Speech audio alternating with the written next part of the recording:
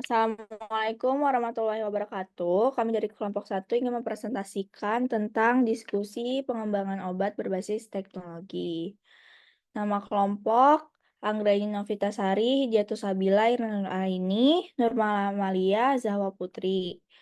Pendahuluan pengembangan ilmu telah mendorong berbagai inovasi di berbagai bidang, terutama di dalam dunia medis. Salah satu inovasi yang signifikan adalah pengembangan obat berbasis teknologi atau biofarmasetika yang melibatkan teknik rekayasa genetika. Teknologi ini memungkinkan produksi obat-obatan secara lebih efektif dengan menargetkan molekul atau mekanisme biologis tertentu dalam tubuh manusia. Perkembangan teknologi informasi yang pesat serta dampaknya di berbagai bidang, termasuk bidang kesehatan. Dalam bidang farmasi, teknologi informasi telah memungkinkan proses pengolahan data menjadi lebih efisien melalui komputerisasi, yang membantu menghasilkan informasi yang akurat dan cepat untuk mendukung pengambilan keputusan dalam organisasi. Kemajuan teknologi informasi yang semakin pesat setiap tahunnya dan peran pentingnya dalam berbagai bidang termasuk kesehatan. Di Puskesmas, Klagen Serut, teknologi informasi memiliki peran dalam mendukung pengelolaan persediaan obat yang hingga saat ini masih dilakukan secara manual. Proses manual ini menimbulkan berbagai kendala seperti kesulitan dalam mengecek data dan stok obat, mencatat data obat, serta melacak pihak yang menerima distribusi obat. Selanjutnya yaitu ada tujuan. Yang pertama ada menjelaskan konsep dasar berbasis obat bioteknologi. Yang kedua ada menguraikan tahap proses pengembangan obat melalui rekayasa genetik. Yang ketiga ada menjelaskan manfaat serta tantangan dari penerapan bioteknologi dalam pengembangan obat. Next. Kemudian sini ada pembahasan. Yang pertama itu ada konsep dasar bioteknologi dalam farmasi. Bioteknologi farmasi atau biofarmasetika merujuk pada aplikasi teknologi biologi untuk pengembangan produk farmasi. Dalam konteks ini, bioteknologi digunakan untuk memproduksi molekul biologis seperti protein, enzim, dan antibodi yang memiliki aktivitas terapeutik. Proses ini seringkali melibatkan rekayasa genetik, di mana gen tertentu disisipkan ke dalam organisme seperti bakteri atau sel hewan yang kemudian bertindak sebagai pabrik biologis untuk memproduksi senyawa obat. Kemudian ada definisi bioteknologi farmasi. Bioteknologi farmasi adalah cabang ilmu biomedis yang menggunakan teknologi baru untuk produksi, formulasi, dan sintetis zat biologis dari organisme hidup yang bertindak sebagai molekul obat untuk pengobatan dan atau pencegahan berbagai penyakit dan atau sindrom. Berbeda dengan obat-obatan konvensional yang dikembangkan pada umumnya, biofarmasi berasal dari gula, protein, asam nukleat, atau rekombinasi dari zat-zat tersebut, atau dapat berupa sel atau jaringan hidup yang diisolasi dari sumber-sumber kehidupan seperti manusia, hewan, tumbuhan, jamur, maupun mikroba. Next. Selanjutnya yaitu ada prinsip dasar bioteknologi. Yang pertama itu ada organisme atau produk turunan dari organisme itu sendiri, seperti enzim atau produk-produk lain yang dihasilkan.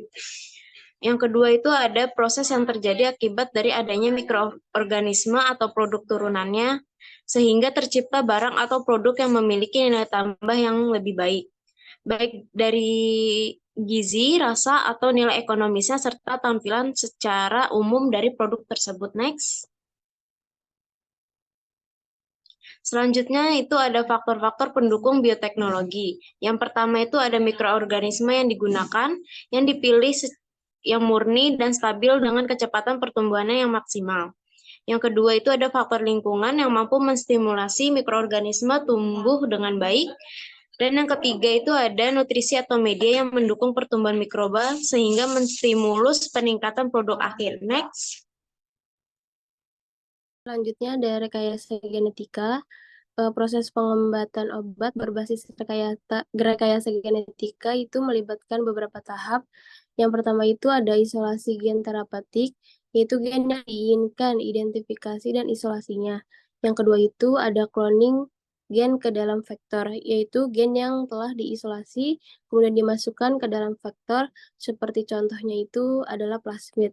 Yang ketiga itu ada transformasi ke dalam organisme penghasil, yaitu vektor yang membawa gen terapeutik diintroduksi ke dalam sel bakteri atau sel hewan.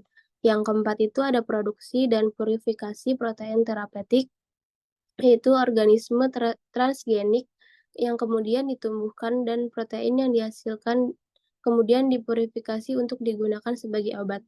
Next.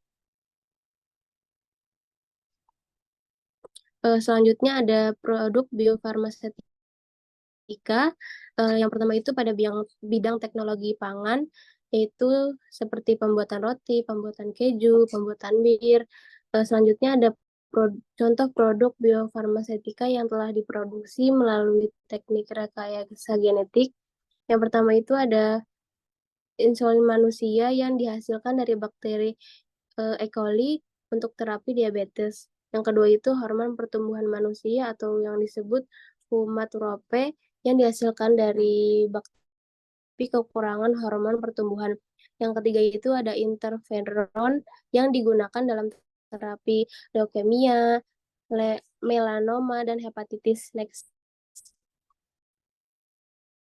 Baik, untuk manfaatnya yaitu peningkatan efisiensi produksi, kemampuan menghasilkan protein manusiawi, dan pengurangan risiko alergi dibandingkan dengan produk hewan. Dan untuk tantangannya sendiri itu biaya yang tinggi, regulasi yang ketat, kontroversi terkait etika penggunaan organisme hasil rekayasa genetika. Next.